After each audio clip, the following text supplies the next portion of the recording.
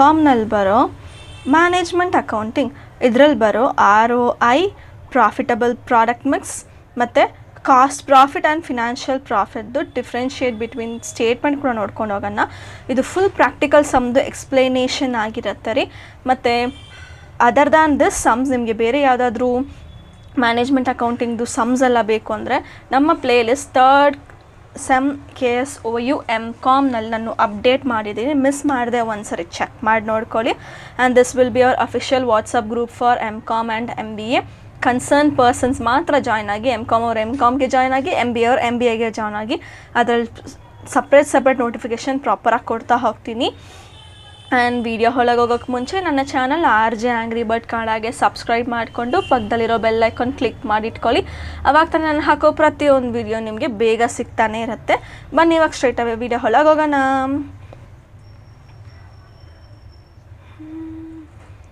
So ಇವಾಗ ROI return on investment first ನೋಡ್ಕೊಂಡು ಹೋಗೋಣ. ಅದರದ್ದು ಕ್ವಶನ್ ಏನಪ್ಪ ಅಂದರೆ, A company has 2 division X and division Y which discount rate ಮತ್ತು ಡಿವಿಷನ್ ರೇಟ್ ಮತ್ತು ಅದರಲ್ಲಿ ನಿಮಗೆ sales, variable cost, fixed cost ಪ್ರತಿಯೊಂದು ಅವರು ಡಿವಿಷನ್ X ಆ್ಯಂಡ್ Y ಪ್ರಕಾರ ಡೇಟಾ ಕೊಟ್ಬಿಟ್ಟಿದ್ದಾರೆ. ಅದರಲ್ಲಿ ಎರಡೂ ಸೇರಿಸಿ ರಿಕ್ವೈರ್ಡ್ ರೇಟ್ ಆಫ್ ರಿಟರ್ನ್ ಬಂದುಬಿಟ್ಟು 12% ಅಂತ ಕೂಡ ಕೊಟ್ಬಿಟ್ಟಿದ್ದಾರೆ. ಇದರಲ್ಲಿ ನಾವು ಏನೆಲ್ಲ ಕ್ಯಾಲ್ಕುಲೇಟ್ ಮಾಡಬೇಕು ಅಂದರೆ, ರೇಟ್ ಆಫ್ ರಿಟರ್ನ್ ಕ್ಯಾಲ್ಕುಲೇಟ್ ಮಾಡಬೇಕು, ರಿಟರ್ನ್ ಆನ್ ಇನ್ವೆಸ್ಟ್ಮೆಂಟ್ ಕ್ಯಾಲ್ಕುಲೇಟ್ ಮಾಡಬೇಕು, ಇಂಡಿವಿಜುವಲ್ ಇನ್ಕಮ್ ಕ್ಯಾಲ್ಕುಲೇಟ್ ಮಾಡಬೇಕು, ಅದಾದಮೇಲೆ ಪರ್ಫಾರ್ಮೆನ್ಸ್ ಆಫ್ ಡಿವಿಷನ್ಸ್ ಕೂಡ ಕ್ಯಾಲ್ಕುಲೇಟ್ ಮಾಡಬೇಕಾಗತ್ತೆ. ದೆನ್ ನಾವು ಪ್ರಾಫಿಟಬಿಲಿಟಿ ಆ್ಯಂಡ್ ಎಫಿಷಿಯನ್ಸಿ ಮೇಲೆ ಕಮೆಂಟ್ ಕೂಡ ನಾವು ಹೇಳಬೇಕಾಗತ್ತೆ, ವಿಚ್ ಈಸ್ ಲೈಕ್ ಇಂಟರ್ಪ್ರಿಟೇಷನ್ ಥರ ಕೂಡ ಕೊಡಬೇಕಾಗತ್ತೆ. ಸೊ ನೆಕ್ಸ್ಟ್ ನಾವು ಫಸ್ಟ್ ಆನ್ಸರ್ಸ್ ನೋಡ್ಕೊಂಡು ಹೋಗ್ಬಿಡೋಣ. ಅದರಲ್ಲಿ ಫಸ್ಟ್ ನಮಗೆ ಪ್ರಾಫಿಟ್ ಕ್ಯಾಲ್ಕುಲೇಷನ್ ಬರುತ್ತೆ. ಪ್ರಾಫಿಟ್ದು ಫಾರ್ಮುಲಾ ಏನಪ್ಪ ಅಂದರೆ, sales minus variable cost minus fixed cost ಅನ್ನೋದು ನಮಗೆ ಫಾರ್ಮುಲಾ ಆಗಿರುತ್ತೆ. ಓಕೆನಾ. ಮತ್ತು ಅದರಲ್ಲಿ ಡಿವಿಷನ್ ವೈಗೆ ಮತ್ತು ಡಿವಿಷನ್ ಎಕ್ಸ್ಗೆ ನಾವು ಸಪ್ರೇಟಾಗಿ ಕೂಡ ಮಾಡ್ಕೋಬೇಕಾಗತ್ತೆ. ಓಕೆನಾ. ಸೊ ಅದರಲ್ಲಿ ನಮಗೆ ಡಿವಿಷನ್ ಎಕ್ಸ್ದು ಪ್ರಾಫಿಟ್ ಏನಂದರೆ, ಸೇಲ್ಸ್ ಒಂದು 6 lakh ಆಗಿದೆ ಮತ್ತು ವೇರಿಯಬಲ್ ಕಾಸ್ಟ್ ಬಂದು 3,60,000 ಆಗಿದೆ. ಮತ್ತು ಅದ್ರದ್ದು ಫಿಕ್ಸ್ಡ್ ಕಾಸ್ಟ್ ಬಂದು 1,20,000 ಆಗಿದೆ. ಸೊ ಅದೆರಡು ಎಲ್ಲನೂ ನಾವು ಕ್ಯಾಲ್ಕುಲೇಟ್ ಮಾಡಿದ್ರೆ ನಮಗೆ ಟೋಟಲಾಗಿ ಬಂದು 1,20,000 ಅನ್ನೋದು ಬಂದು ಡಿವಿಷನ್ ಎಕ್ಸ್ದು ಪ್ರಾಫಿಟ್ ಆಗಿದೆ. ಮತ್ತು ಡಿವಿಷನ್ ವೈದು ಪ್ರಾಫಿಟ್ ಎಷ್ಟು ಅಂದರೆ, ಸೇಲ್ಸ್ ಬಂದು ನಮಗೆ 7,50,000 ಇದೆ ಮತ್ತು ಅದರಲ್ಲಿ ವೇರಿಯಬಲ್ ಕಾಸ್ಟ್ ಬಂದು 4,50,000 ಆಗಿದೆ. ಫಿಕ್ಸ್ಡ್ ಕಾಸ್ಟ್ ವಿಲ್ ಬಿ 1,50,000 ಮತ್ತು ನಮಗೆ ಟೋಟಲ್ ಪ್ರಾಫಿಟ್ ಎಷ್ಟು ಡಿವಿಷನ್ ವೈಯಿಂದ ಅಂದರೆ 1,50,000. ಓಕೆನಾ. ಇಷ್ಟು ನಾವು ಪ್ರಾಫಿಟ್ ಫೈಂಡ್ ಔಟ್ ಮಾಡಿದ್ದೀವಿ. ನೆಕ್ಸ್ಟ್ ನಾವು ROI ಮಾಡಬೇಕು, ರಿಟರ್ನ್ ಆನ್ ಇನ್ವೆಸ್ಟ್ಮೆಂಟ್. ಅವರು ರಿಟರ್ನ್ ಆನ್ ಇನ್ವೆಸ್ಟ್ಮೆಂಟ್ ಎಲ್ಲ ಫೈಂಡ್ ಮಾಡಿ ಅಂತ ಹೇಳಲ್ಲ ಕ್ವಶನ್ ಪೇಪರಲ್ಲಿ, ROI ಫೈಂಡ್ ಮಾಡಿ ಅಂತಾರೆ. ನಾವು ಕ್ಯಾಲ್ಕುಲೇಷನ್ ಮಾಡ್ಕೊಬೇಕಾಗತ್ತೆ. ಸೊ ಫಸ್ಟ್ ಅದ್ರದ್ದು ಫಾರ್ಮುಲಾ ಏನು ಅಂತ ನೋಡ್ಕೊಬಿಡೋಣ. Profit divided by investment into 100. ಇಷ್ಟು ನಮಗೆ ROIದು ಫಾರ್ಮುಲಾ ಆಗಿರುತ್ತೆ. ಡಿವಿಷನ್ ಎಕ್ಸ್ದು ROI ಎಷ್ಟು ಅಂದರೆ 1,20,000 ಡಿವೈಡೆಡ್ ಬೈ 5 lakh ಇಂಟು 100, 24% ನಾವು ಡಿವಿಷನ್ ಎಕ್ಸಿಗೆ ಸಿಕ್ಕಿದೆ. ನೆಕ್ಸ್ಟ್ ನಾವು ಡಿವಿಷನ್ ವೈಗೆ ನೋಡೋಣ. ಡಿವಿಷನ್ ವೈಗೆ ಸೇಮ್ 1,50,000 ಪ್ರಾಫಿಟ್ ಆಗಿದೆ. ಅದರಲ್ಲಿ 6 lakh ನಾವು ಡಿವೈಡ್ ಮಾಡಿಕೊಂಡ್ರೆ ಇಂಟು 100 ಮಾಡಿದಾಗ ನಮಗೆ 25% ಸಿಕ್ಕಿದೆ, which is return on investment. ಮತ್ತು ರೆಸಿಡ್ಯೂಯಲ್ ಇನ್ಕಮ್ RI ಅಂತ.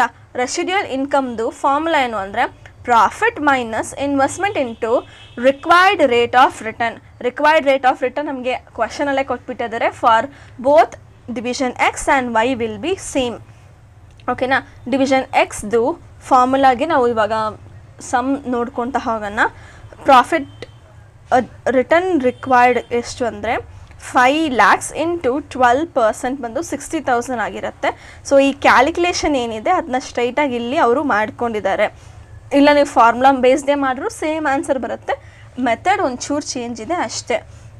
ಸೊ ಪ್ರಾಫಿಟ್ ಬಂದು 1,20,000, ಅದರಲ್ಲಿ ನಮಗೆ ಇನ್ವೆಸ್ಟ್ಮೆಂಟ್ ಇಂಟು ರಿಕ್ವೈರ್ಡ್ ರಿಟರ್ನ್ ನಮಗೆ ಆನ್ಸರ್ಸ್ ಎಲ್ಲ ಮೈನಸ್ ಆದರೆ 60,000 ಉಳ್ಕೊಂಡಿದೆ.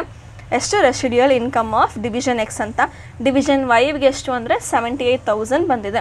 ಮತ್ತು comparison of divisions division Y has higher ROI like 25% ಇದೆ, where division X is having only 24%. ಮತ್ತು ರೆಸಿಡಿಯಲ್ ಇನ್ಕಮ್ ಕೂಡ ಎಕ್ಸ್ಗಿಂತ ವೈದು ಜಾಸ್ತಿನೇ ಇದೆ. So ಕಂಪ್ಯಾರಿಬ್ಲಿ Y is more profitable and efficiency ಅಂತ ಇಲ್ಲಿ ನಾವು ಇಂಟರ್ಪ್ರಿಟೇಷನ್ ಕೂಡ ಕೊಟ್ಟಿದ್ದೀವಿ. ಸೊ ಈ ಥರ ನೀವು ಇಂಟರ್ಪ್ರಿಟೇಷನ್ ಕೊಡಬೇಕು.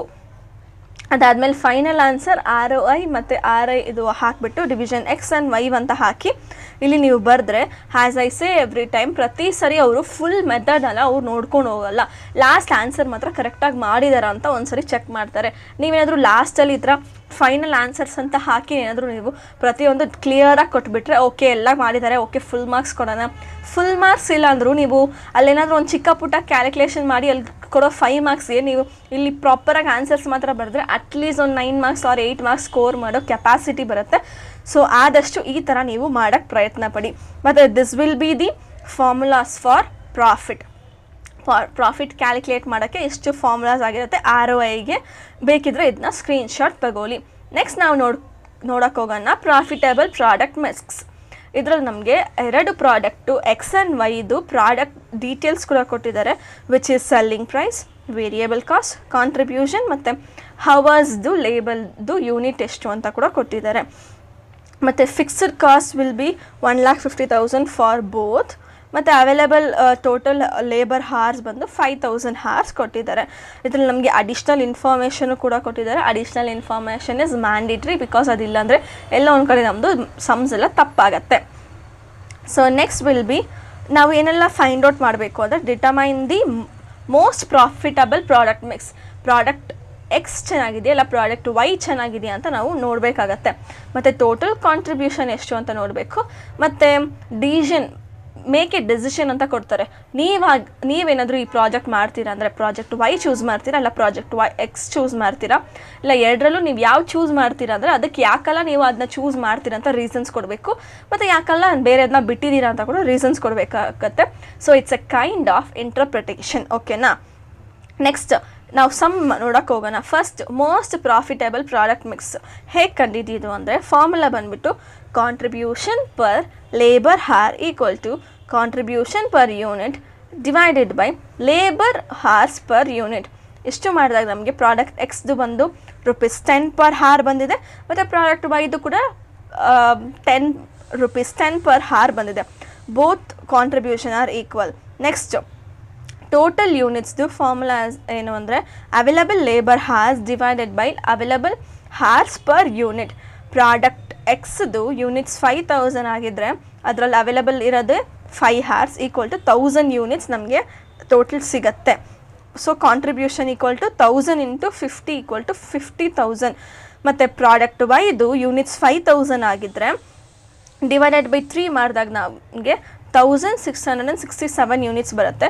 ಅದಕ್ಕೆ ನಾವು ಕಾಂಟ್ರಿಬ್ಯೂಷನ್ ಜೊತೆ ಮಾಡಿದಾಗ 50,010 ಅಪ್ರಾಕ್ಸಿಮೇಟ್ಲಿ ಸಿಗುತ್ತೆ. It's not the exact number, ಇದು ಅಪ್ರಾಕ್ಸಿಮೇಟ್ಲಿ ನಿಮಗೆ ಸಿಗುತ್ತೆ. ಓಕೆನಾ. ಸೊ ನೆಕ್ಸ್ಟ್ ಬಂದುಬಿಟ್ಟು product Y gives slightly higher contribution because ₹10 ಇದ್ದರೂ ಅದೊಂದು ವ್ಯಾಲ್ಯೂ ತಾನೆ. ಸೊ ಸ್ವಲ್ಪ ಜಾಸ್ತಿ ಕಾಂಟ್ರಿಬ್ಯೂಷನ್ ಕೊಟ್ಟಿದೆ ಅಂತ ನಾವು ಮಾಡ್ಕೋಬೇಕು. ನೆಕ್ಸ್ಟ್ ನಾವು ಮಾಡಬೇಕು ಟೋಟಲ್ ಕಾಂಟ್ರಿಬ್ಯೂಷನ್ ಆ್ಯಂಡ್ ಪ್ರಾಫಿಟ್. ಅದ್ರದ್ದು ಫಾರ್ಮುಲಾ ಏನು ಅಂದರೆ profit equal to total contribution minus fixed cost. Total contribution ಎಷ್ಟು 50,010 ಮೈನಸ್ 1,50,000. ಈ 50,010 ಯಾಕೆ ನಾವು ತೊಗೊಂಡಿದ್ದೀವಿ ಅಂದರೆ ಬಿಕಾಸ್ ಪ್ರಾಡಕ್ಟ್ ವೈ ಅಲ್ವಾ ನಮಗೆ ಜಾಸ್ತಿ ಇನ್ಕಮ್ ಕೊಟ್ಟಿರೋದು ಆ್ಯಂಡ್ ಅದು ಜಾಸ್ತಿ ಬಂದಿದೆ. ಸೊ ನಾವು ಅದನ್ನ ತೊಗೊಂಡಿದ್ದೀವಿ. ಸೊ ನಾವು ಫಿಕ್ಸ್ಡ್ ಕಾಸ್ಟನ್ನ ನಾವು ಲೆಸ್ ಮಾಡಿದಾಗ 99,990 ನಮಗೆ ಲಾಸ್ ಆಗುತ್ತೆ. ಸೊ ಕಾಂಟ್ರಿಬ್ಯೂಷನ್ ಆ್ಯಂಡ್ ಪ್ರಾಫಿಟಲ್ಲಿ ನಮಗೆ ಲಾಸ್ ಅಂತ ಕೊಟ್ಟಿದ್ದಾರೆ. ಸೊ ಇವಾಗ ಡಿವಿಷನ್ ಮಾಡಬೇಕು. Make or buy decision. Product ಎಕ್ಸ್ದು ಕಂಪೇರ್ ಕಾಸ್ಟ್ ರಿಲೆವೆಂಟ್ ಎಷ್ಟಾಗುತ್ತೆ ವೇರಿಯಬಲ್ ಕಾಸ್ಟು, ಮತ್ತು ಮೇಕಿಂಗ್ ಕಾಸ್ಟ್ ಬಂದು 70 ಆಗುತ್ತೆ, ಮತ್ತು ಬೈಯಿಂಗ್ ಕಾಸ್ಟ್ ಬಂದು 75 ಆಗುತ್ತೆ. Buying is costlier, so prefer make. ಅದನ್ನ ಇನ್ನೂ ಮೇಕ್ ಮಾಡಬೇಕು, ಇನ್ನೂ ಜಾಸ್ತಿ ನಾವು ಪ್ರೊಡಕ್ಷನ್ ಮಾಡಬೇಕು ಅಂತ. Next consider opportunity cost if product X is replaced by product Y. Formula will be opportunity cost equal to contribution of alternative product. Product Y contribution per hour ಬಂದು ₹10 ಮತ್ತು contribution lost from product X will be 10 rupees per hour into 5 hours ಅಂದರೆ 50 rupees ನಮಗೆ ಆಗುತ್ತೆ. ಅದರಲ್ಲಿ total relevant cost of making X equal to 70 + 50 will be 120 rupee. So decision making ಬಂದಾಗ since buying price will be 75 rupee ಮತ್ತು relevant price will be 120, product X is better. ಮತ್ತು fixed cost ಸೇವಿಂಗಲ್ಲಿ fixed cost redemption ಬಂದು 40,000, buying becomes even more beneficial. ಓಕೆನಾ.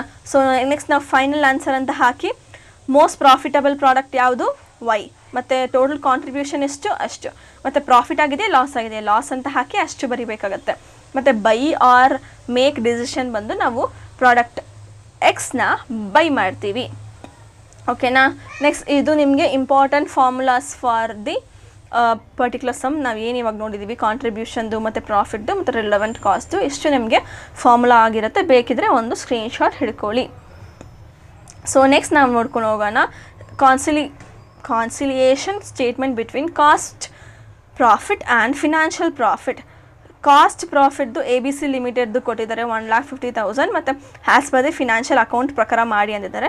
ಮತ್ತು adjustment ಕೂಡ ಕೊಟ್ಟಿದ್ದಾರೆ, like overhead ಮತ್ತು ಅಬ್ಸರ್ವ್ಡ್ ಎಷ್ಟು, ಮತ್ತು ಓವರ್ ಹೆಡ್ ಅಡ್ಮಿನಿಸ್ಟ್ರೇಷನಿಂದ ಅಬ್ಸರ್ವ್ ಆಗಿರೋದೆಷ್ಟು, ಮತ್ತು ಇಂಟ್ರೆಸ್ಟ್ ಎಷ್ಟು, loss on sale of asset ಎಷ್ಟು, ಪ್ರತಿಯೊಂದು ಇಲ್ಲಿ ನಮಗೆ ಕೊಟ್ಟಿದ್ದಾರೆ. ಇವಾಗ ಏನು ಪ್ರಿಪೇರ್ ಮಾಡಬೇಕು ಅಂದರೆ reconciliation statement between cost profit and financial profit ನೋಡ್ಕೋಬೇಕಾಗತ್ತೆ. ಫಾರ್ಮುಲಾ ಏನು ಬರುತ್ತೆ ಅಂದರೆ financial profit equal to cost profit, incomes recorded only in the financial account minus expenses recorded only in the financial account plus or minus over or under value absorption adjustment ಎಲ್ಲ ಕೊಟ್ಟಿದ್ದಾರಲ್ಲ ಅದನ್ನ ನಾವು plus or minus ಮಾಡ್ಕೋಬೇಕು. If it is plus we have to add, ಅದು negative value ಕೊಟ್ಟಿದ್ದಾರೆ loss ಥರ ಏನಾದರೂ ಕೊಟ್ಟಿದ್ದಾರೆ we have to less. So step by step ನೋಡ್ಕೊಂಡು ಹೋಗೋಣ. First profit as per the cost accounts ಬಂದು 1,50,000. ಅದರಲ್ಲಿ ಏನೆಲ್ಲ ಐಟಮ್ಸ್ ನಾವು ಆ್ಯಡ್ ಮಾಡ್ತೀವಂದರೆ income plus over absorbed expenses ಯಾವ್ದಾವ್ದು ಕೊಟ್ಟಿದ್ದಾರೆ, factory overhead over absorbed 12K ಇದೆ, ಮತ್ತು ಇಂಟ್ರೆಸ್ಟ್ ರಿಸೀವ್ಡ್ ಬಂದು 10K ಇದೆ. So total addition will be 22,000. ಓಕೆನಾ. ಮತ್ತು ಯಾವುದೆಲ್ಲ ಲೆಸ್ ಮಾಡಬೇಕು ಅಂದರೆ expenses plus under observed expenses. ಯಾವುದೆಲ್ಲ ಅಂಡರ್ ಅಬ್ಸರ್ವ್ಡ್ ಆಗಿದೆ ಅಂದರೆ ಅಡ್ಮಿನಿಸ್ಟ್ರೇಟಿವ್ ಓವರ್ ಹೆಡ್ ಬಂದು ಅಂಡರ್ ಅಬ್ಸರ್ವ್ಡ್ ಆಗಿದೆ, ಸೊ ಅದನ್ನ ಲೆಸ್ ಮಾಡ್ತೀವಿ. ಮತ್ತು ಲಾಸ್ ಬಂದಿದೆ ಅದನ್ನ ಕೂಡ ಲೆಸ್ ಮಾಡ್ತೀವಿ. ಗುಡ್ ವಿಲ್ ರಿಟರ್ನ್ ಆಫ್ ಆಗಿದೆ ಅದು ಕೂಡ ಲೆಸ್ ಮಾಡ್ತೀವಿ. ಮತ್ತು ಎಕ್ಸ್ಟ್ರಾ ಡಿಪ್ರಿಸಿಯೇಷನ್ ಆಗಿದೆ ಅದು 9K, ಅದು ಕೂಡ ಲೆಸ್ ಮಾಡ್ತೀವಿ. ಇಷ್ಟರದ್ದು ಸೇರಿಸಿ ನಮಗೆ 28,000 ಆಗುತ್ತಾ. ನೆಕ್ಸ್ಟ್ ನಾವು ಕ್ಯಾಲ್ಕುಲೇಷನ್ ಆಫ್ ಫಿನಾನ್ಷಿಯಲ್ ಪ್ರಾಫಿಟ್ ಮಾಡಿದಾಗ financial profit equal to cost profit plus additions minus deductions. Cost profit ಎಷ್ಟು 1,50,000, ಅದರಲ್ಲಿ ನಮಗೆ ಅಡಿಷನ್ಸ್ ಎಷ್ಟು ಬಂದಿದೆ 22,000, ಅದರಲ್ಲಿ ನಮಗೆ ಡಿಡಕ್ಷನ್ಸೇ ಜಾಸ್ತಿ ಆಗಿದೆ, ಸೊ ದಟ್ ವಿಲ್ ಬಿ 28,000. ಟೋಟಲಾಗಿ ನಮಗೆ ಎಷ್ಟು ಫಿನಾನ್ಷಿಯಲ್ ಪ್ರಾಫಿಟ್ ಬಂದಿದೆ ಅಂದರೆ 1,44,000. ಎಷ್ಟು ನಿಮಗೆ ಸಮ್ಮಾಗಿ ತೋರಿಸಿದ್ದೀನಿ. ನೆಕ್ಸ್ಟ್ ನೀವು ಟೇಬಲ್ ಹಾಕಿ ಮಾಡಬೇಕಾದ್ರೆ ಈ ಥರ ಮಾಡ್ಕೊಬೇಕಾಗತ್ತೆ. ಪರ್ಟಿಕ್ಯುಲರ್ ಅಮೌಂಟ್ ಅಂತ ಹಾಕಿ ಯಾವುದೆಲ್ಲ ಓವರ್ ಹೆಡ್ ಆ್ಯಡ್ ಮಾಡಬೇಕು, ಫಸ್ಟ್ ಪ್ರಾಫಿಟ್ ಹ್ಯಾಸ್ ಬರ್ ದಿ ಕಾಸ್ಟ್ ಅಕೌಂಟ್ ಅಂತ ಬರೆದು ಅದರಲ್ಲಿ ಆ್ಯಡ್ ಅಂತ ಹಾಕಿ ಓವರ್ ಹೆಡ್ಸ್ನೆಲ್ಲ ಫಸ್ಟ್ ಆ್ಯಡ್ ಅಂತ ಹಾಕ್ಕೊಬೇಕು, ಮತ್ತು ಲೆಸ್ ಅಂತ ಹಾಕಿ ಇದು ಬರ್ಕೋಬೇಕು. ನೆಕ್ಸ್ಟ್ ಪ್ರಾಫಿಟ್ ಹ್ಯಾಸ್ ಬರ್ ದಿ ಫಿನಾನ್ಷಿಯಲ್ ಅಕೌಂಟ್ ಬಂದು 1,44,000 ಅಂತ ತೋರಿಸ್ಬೇಕಾಗತ್ತೆ. ಇಲ್ಲಿ ನಾವು ಹಾಗೆ ಕ್ಯಾಲ್ಕುಲೇಷನ್ ಆಗಿ ಮಾಡಿದ್ದೀವಿ, ಇಲ್ಲಿ ಟೇಬಲ್ ಹಾಕ್ಕೊಂಡು ಮಾಡಿದ್ದೀವಿ. ನೀವು 2 ಮೆಥಡ್ ತೋರಿಸಿದ್ರೆ ಇನ್ನೂ ಒಳ್ಳೆಯದು. In the time of case study ಮಾಡಿದಾಗ ನೀವು ಈ ಥರ ಮಾಡಬೇಕಾಗತ್ತೆ. ಮತ್ತು these are the important formulas for this particular sum ಆಗಿರುತ್ತೆ. ಸೊ ಎಷ್ಟಕ್ಕೆ ನಾನು ನನ್ನ ವಿಡಿಯೋ ಎಂಡ್ ಮಾಡ್ಕೊತಿದ್ದೀನಿ. ಇದೇ ಥರ ನಿಮಗೆ ಬೇರೆ ವಿಡಿಯೋ ಬೇಕು ಅಂದರೆ ಫಸ್ಟ್ ನೀವು ಈ ವಿಡಿಯೋಗೊಂದು ಲೈಕ್ ಕೊಟ್ಟು ನಿಮ್ಮ ಫ್ರೆಂಡ್ಸಿಗೆ ಆದಷ್ಟು ಶೇರ್ ಮಾಡಿಬಿಟ್ಟು ನನ್ನ ಚಾನಲ್ RJ Angry Bird ಕನ್ನಡಗೆ ಸಬ್ಸ್ಕ್ರೈಬ್ ಮಾಡಿಕೊಂಡು ಪಕ್ಕದಲ್ಲಿರೋ ಬೆಲ್ ಐಕಾನ್ ಕ್ಲಿಕ್ ಮಾಡಿ ಇಟ್ಕೊಳ್ಳಿ. ಮತ್ತು ಇದೇ ಥರ MCOMದು ಬೇರೆ ಎಲ್ಲ ನಿಮಗೆ ನೋಟ್ಸ್ ಆರ್ ನಿಮಗೆ ಬೇರೆ ಪ್ರಾಕ್ಟಿಕಲ್ ಸಮ್ದು ಎಕ್ಸ್ಪ್ಲನೇಷನ್ ಬೇಕು ಅಂದರೆ ನಮ್ಮ ಚಾನಲ್ನಲ್ಲಿ MCOM ಥರ್ಡ್ ಸಮ್ KSOU ಅಂತ ಒಂದು ಪ್ಲೇಲಿಸ್ಟ್ ಕ್ರಿಯೇಟ್ ಮಾಡಿದ್ದೀವಿ, ಅದರಲ್ಲಿ ಒಂದು ಸರಿ ಚೆಕ್ಔಟ್ ಮಾಡ್ಕೊಳ್ಳಿ. ಆ್ಯಂಡ್ ಇದೇ ಥರ ಇನ್ನೊಂದು ಒಳ್ಳೆ ವಿಡಿಯೋದಲ್ಲಿ ಸಿಗ್ತೀನಿ. Cheers all.